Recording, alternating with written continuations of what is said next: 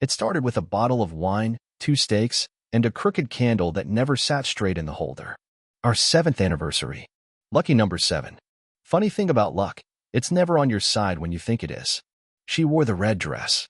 I bought it 3 years ago. Said it was for a night worth remembering. Turns out she found one.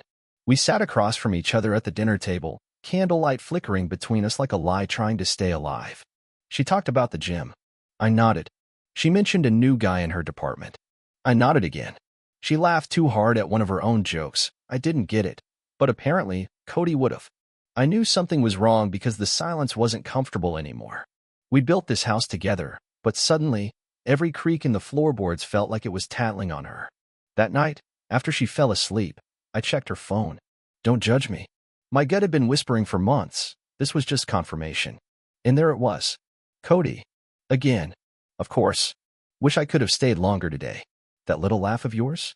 Addictive. She sent a heart back. Not a red one. The yellow one. The polite, friendly heart. I guess she thought that made it less incriminating. I sat in the dark for 3 hours after that. Didn't rage. Didn't cry. Just thought about the candle, the steak, and how I spent $130 on a dinner for 2, while she saved her affection for a guy who probably couldn't spell anniversary without autocorrect. The next morning, I made her coffee. 2 sugars, no cream, just like she likes it. She sipped, smiled, and said, "You're quiet this morning." "Just tired," I replied. And I was. Tired of pretending I didn't know. Tired of folding my own dignity like laundry and tucking it behind her excuses. But I smiled back. Because what comes next? That's what makes this story worth telling. 3 days later, she left her laptop open. I wasn't snooping, just walking past our desk to grab my keys. But it was there, right on the screen, a message preview from Cody. Tonight was perfect. You smell like trouble. And just like that, my breath slowed. My pulse didn't race. No dramatic music.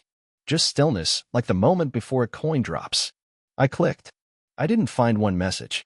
I found a gallery. Photos. Conversations. Plans. A shared calendar entry titled Project Synergy for this weekend. Yeah, real subtle. Hotel confirmations, a shared playlist called Vibes, and a note from her that read, "You make me feel electric." Electric. Meanwhile, I'm the guy changing light bulbs. I screenshotted everything. Uploaded it to a secure folder. Printed out a few choice pieces and slid them into a manila envelope I labeled Reality. Not for her. For me.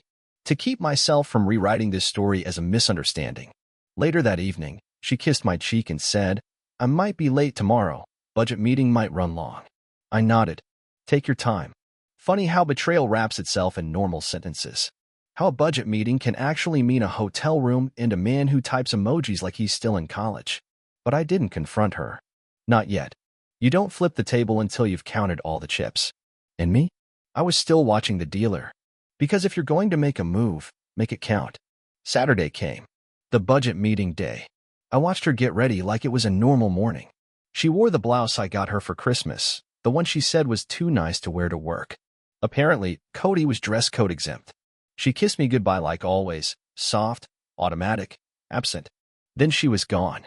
Just like that. I waited 10 minutes, then followed. Not like a movie. No trench coat, no binoculars. Just me, in my beat-up sedan, trailing her silver SUV at a safe distance. I knew where she was going, but I needed to see it with my own eyes. The Lakeside Hotel. Room 308. Cody was already waiting. I know because I saw and tapped the front desk bell, grinning like a guy with no mortgage and nothing to lose. I parked. Waited. Didn't approach. Didn't need to. I'd already cloned her phone last week. Tech forums are a gift when your job is IT.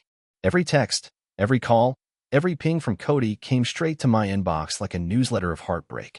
And oh, today's headlines? Juicy. Room's perfect. I'll make sure you forget your name. You already make me forget my life.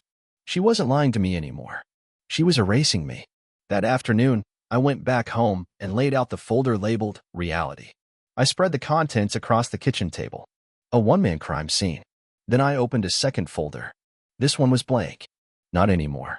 Inside, I placed the spare key to the storage unit she didn't know I still had. Copies of our joint account statements. My backup drive. And a printed out photo of the hotel entrance timestamp 2:14 p.m. I wrote one sentence under it in clean, blocky letters. The house always wins. And I wasn't going to be the house she burned down. I didn't sleep that night. Not because I was heartbroken. No, heartbreak had packed its bags weeks ago. What kept me awake was clarity. The kind that comes at 3 a.m. when you realize the life you built is about to get audited by fate. And the books? They don't balance. She came home past midnight, slipped her shoes off like a teenager avoiding curfew. I heard her in the bathroom, the faucet running longer than it needed to. Probably washing off his cologne, maybe guilt. If she had any. I stayed still in bed, eyes closed, breathing calm. Let her think she got away with it again. Because that was the trick. I wasn't reacting anymore. I was collecting. And she was making withdrawals from a marriage that was already bankrupt. Sunday morning, I played my role. Made pancakes. Extra crispy bacon. Asked her how the budget meeting went. She said, grueling, with a fake yawn, and rubbed her neck like honesty had worn her out. I nodded. Glad you survived. She didn't look up. By noon, I was gone.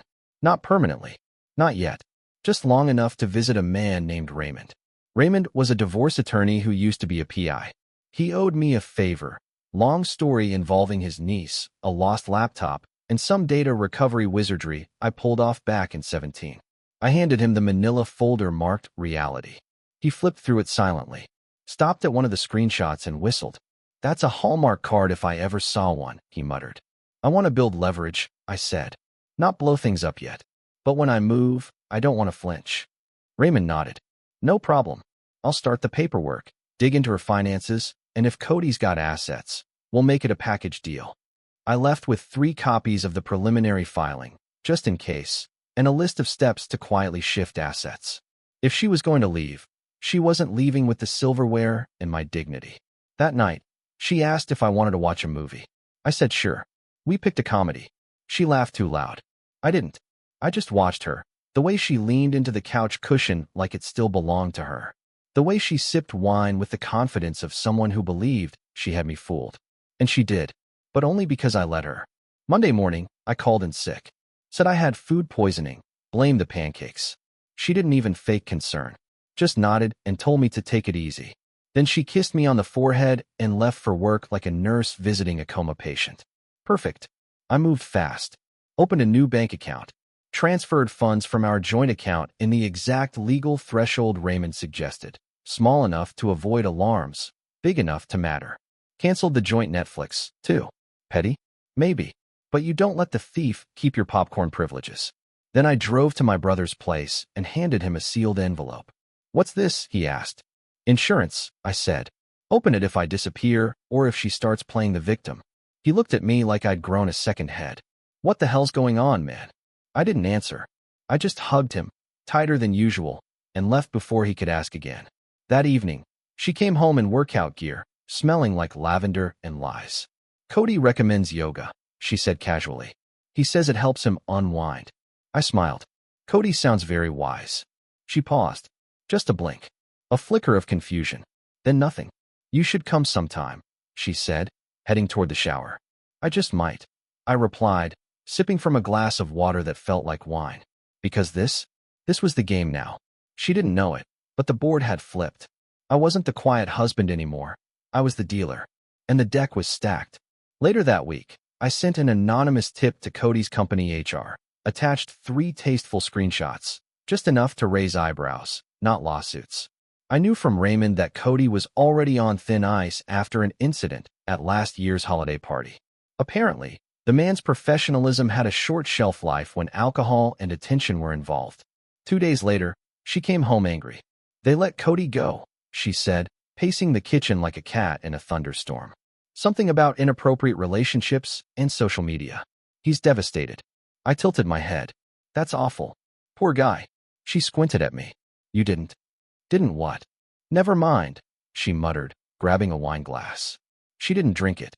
Just stared at the empty couch, like she didn't recognize it anymore.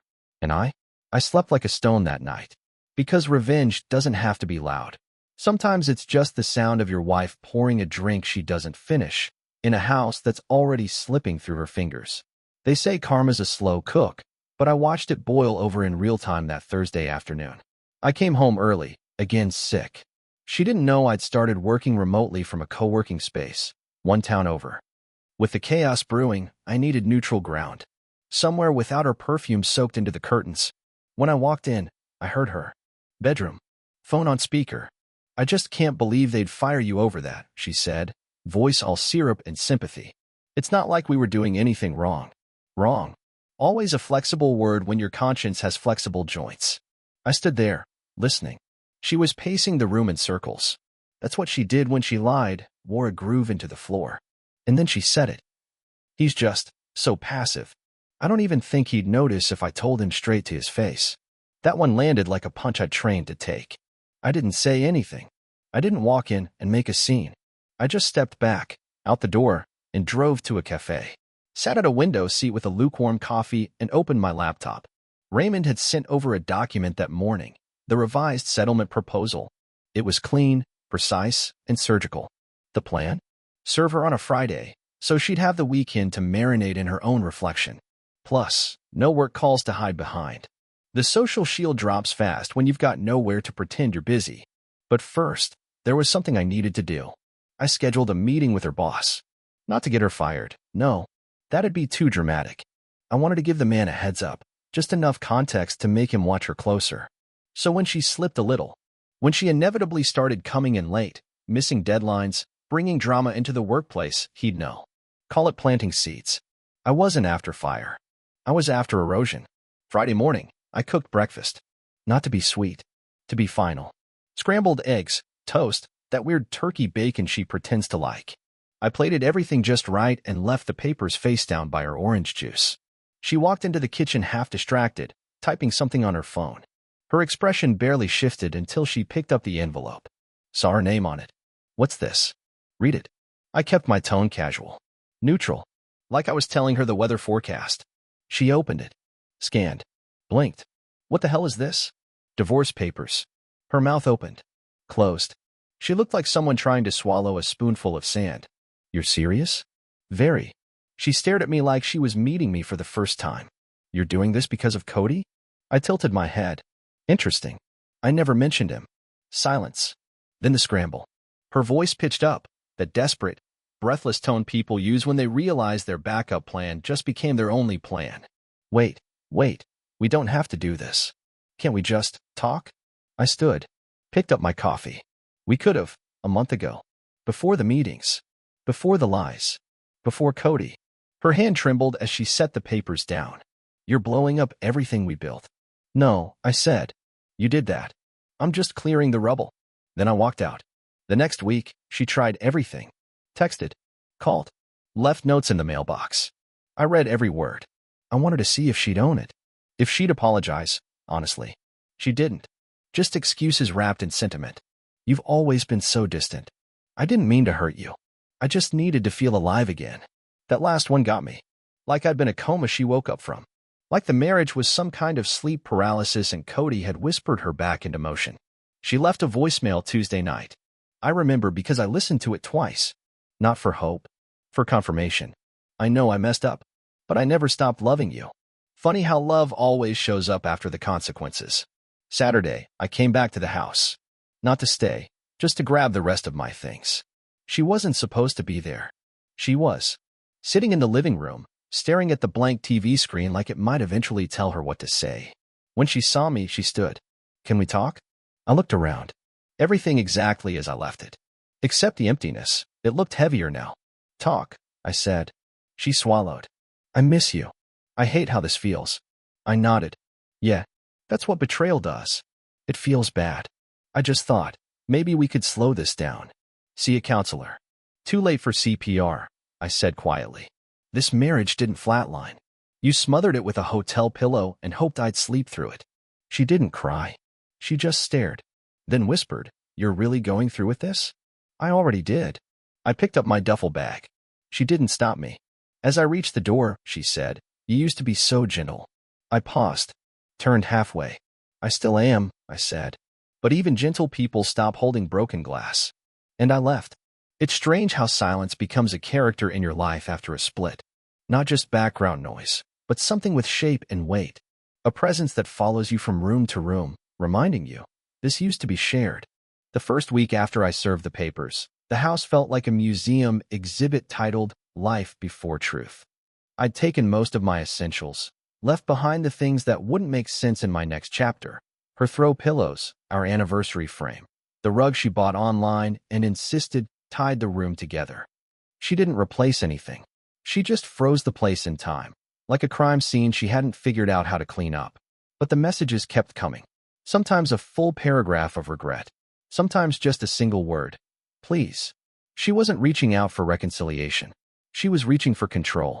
The same way someone flails for the steering wheel after they've already driven off the road. I ignored every message, every call. I deleted her ringtone and set her texts to mute. Her attempts at guilt-tripping me landed in silence.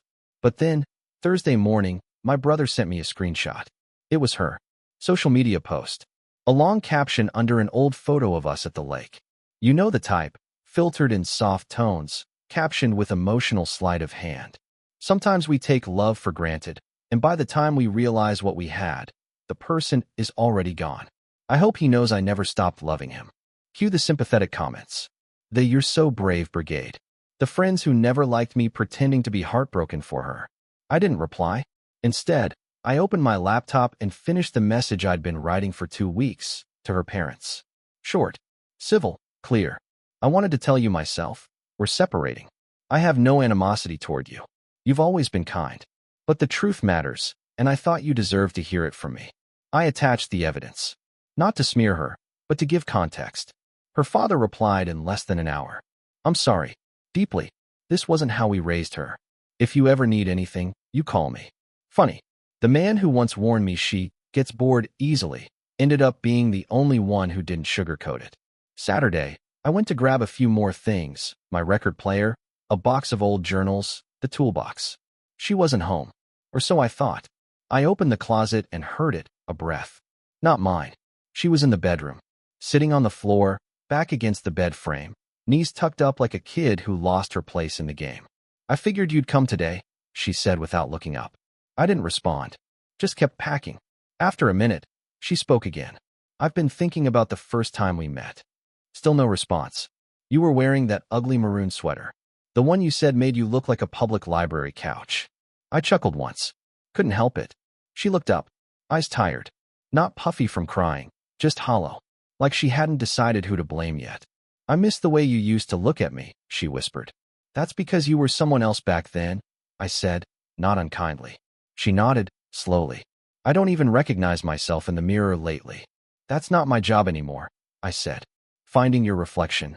I finished packing. She didn't follow me out. That night, she posted again. Different photo, different story. This time, it was a shot of her hiking alone, captioned, learning to heal, one step at a time. Some journeys are solo. Comments rolled in. The usual crowd. But one caught my eye. Cody. Heart emoji. Fire emoji. Proud of you.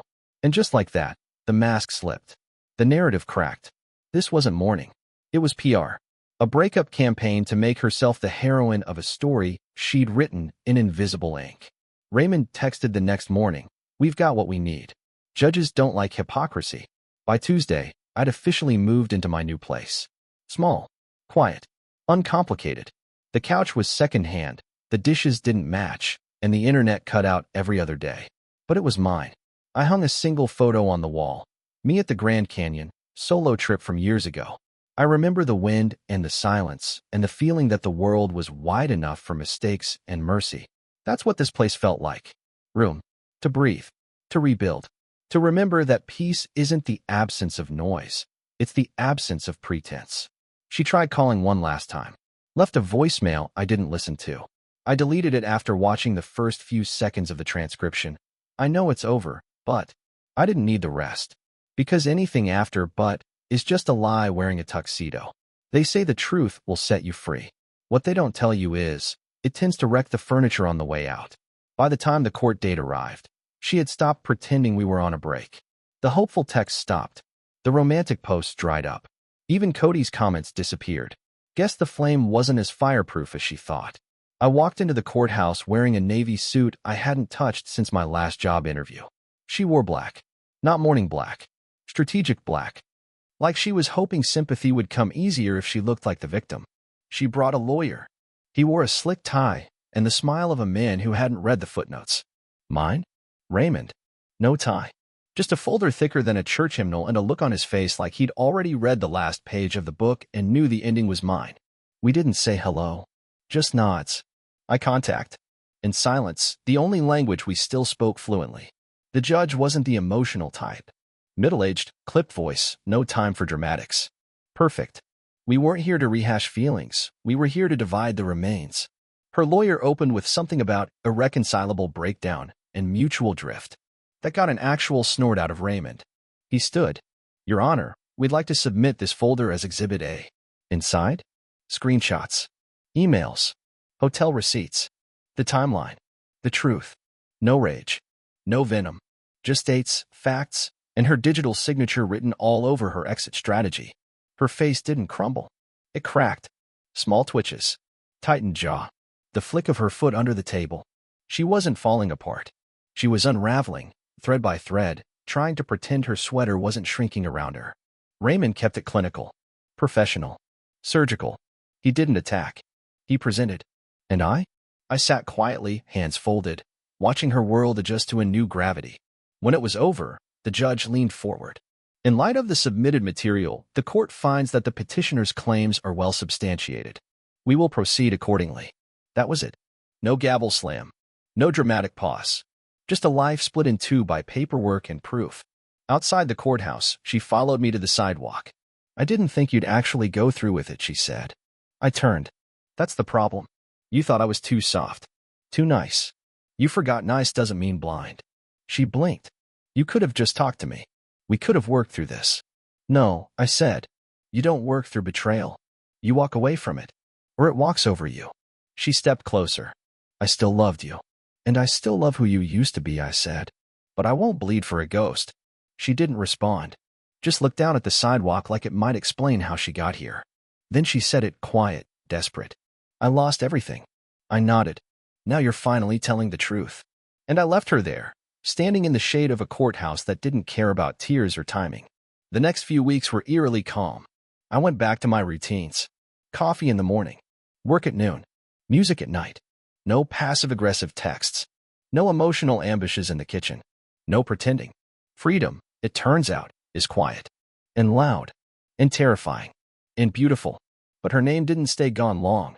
Mutual friends started reaching out. Have you seen her? She's not doing great. She moved in with her sister. Cody ghosted after the HR fallout. She asked about you. A lot. I didn't respond. Not out of cruelty, out of conclusion. When a book ends, you don't rewrite the last chapter because the character missed the plot twist. She had her chance. I gave her space. Grace. Room to confess. To own it. She used it to polish her lie.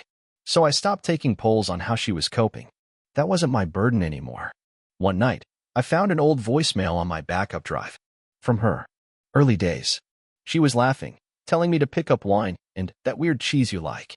I listened once, then deleted it. Not because I hated her voice. Because I didn't need a ghost whispering through my headphones. The last time I saw her was accidental. Grocery store, mid-June. She was standing in the dairy aisle, looking at oat milk like it might hold answers. No makeup. Hair pulled back. Worn sneakers. She spotted me. Froze. Her mouth opened, but nothing came out. I gave her a polite nod. Nothing more. And that? That was the most powerful thing I'd done in months. Because you don't need closure from someone who slammed the door. Sometimes you just need to let them watch you walk away without looking back. A month passed. Then two. She didn't call. She didn't text. But the silence wasn't peace, it was a performance. She was waiting to be missed. Waiting for me to bend. I didn't. Instead, I started doing things I hadn't done in years on my own terms. I went hiking. Bought a used motorcycle. Took a solo trip to Asheville and learned I still liked my own company. Turns out, I'm not that boring. Just underappreciated. Meanwhile, I kept hearing whispers. She's been showing up at mutual hangouts. She asks if you're seeing anyone. She's not herself. That last one always made me pause. Because what does that even mean? She's not herself? No. She was. She was finally the version of herself she'd hidden. What they really meant was, she doesn't like who she is without your reflection to stand in front of. One rainy Tuesday, I got a letter. Not an email. Not a text. A real, handwritten letter. From her. 5 pages. Front and back. Not folded well. Probably written late at night, when regret crawled under the doorframe and sat on her chest. She didn't beg. She didn't rage. She reminisced.